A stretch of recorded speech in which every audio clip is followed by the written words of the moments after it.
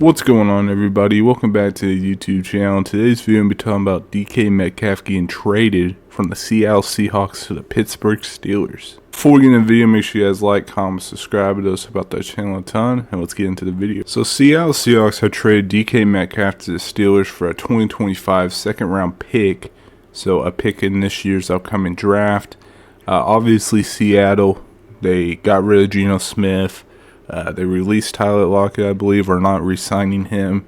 And now they trade DK Metcalf. So clearly, the Seahawks look like they're going in a rebuild direction. But then they sign Sam Darnold. So everyone's kind of confused with them.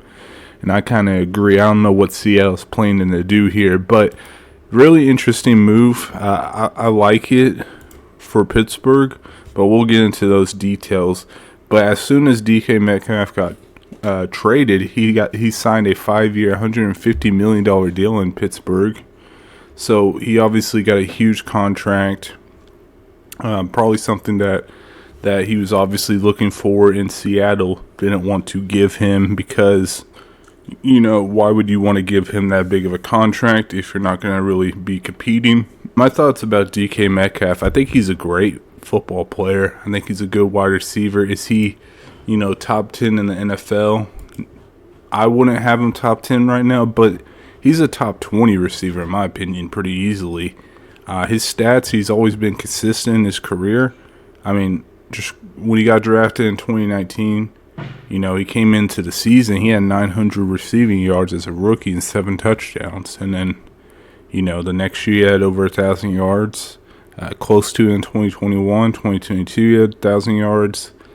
He had 1,000 yards in 2023, and in 2024, he was literally only 8 yards away from 1,000 yards. So, DK Metcalf has, he has a ton of production in this game, and obviously him and George Pickens, who's going to be the 1 and the number 2 option.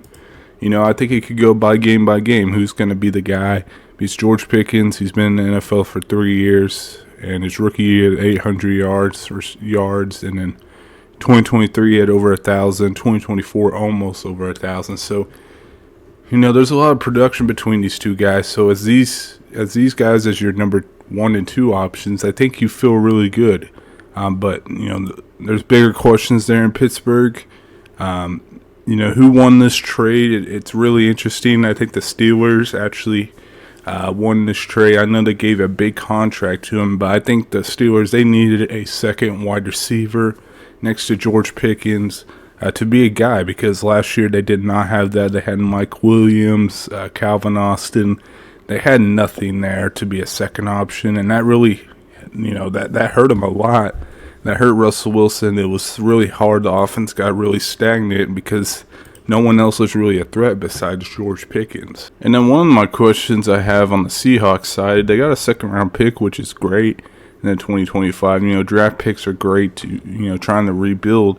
But I'm just kind of confused of what their direction is, because they paid Sam Darnold some big-time money. And so are you rebuilding, or what are you trying to accomplish? Are you just trying to get younger and see how it goes? I don't know what the Seahawks are doing. People are comparing to what Denver did, Sean Payton did when he got rid of Russell Wilson and all those guys in Denver. Maybe it works out like that, but I don't know. I mean, Sam Darnold's a good player, but he doesn't have much around him. I think, he could struggle potentially just because, he doesn't really have any weapons. Does this change anything for the Steelers as a contender, as a team that could be a Super Bowl threat?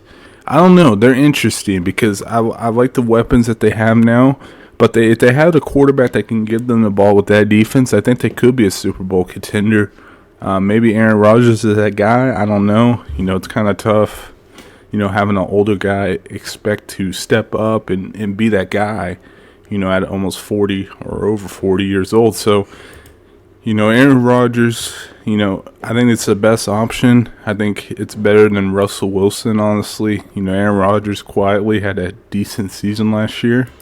I think he could be a decent fit there with those playmakers on the outside now. But we don't know truly if the Steelers are going to be a legit threat until they figure out the quarterback position.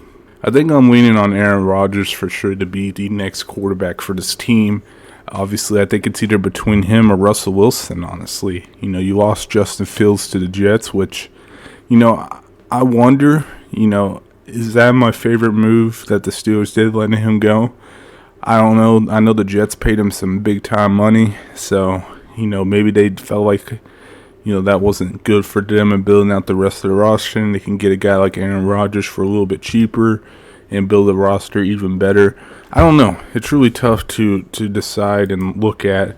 They're a hard team to judge because they have the recipe to be really good, but, if they can't figure out the quarterback position, which Mike Tomlin and them guys haven't been able to figure out since Big Ben retired, I think there could be, 10-win season again, 11-win season, and bounce out of the playoffs in the first round again.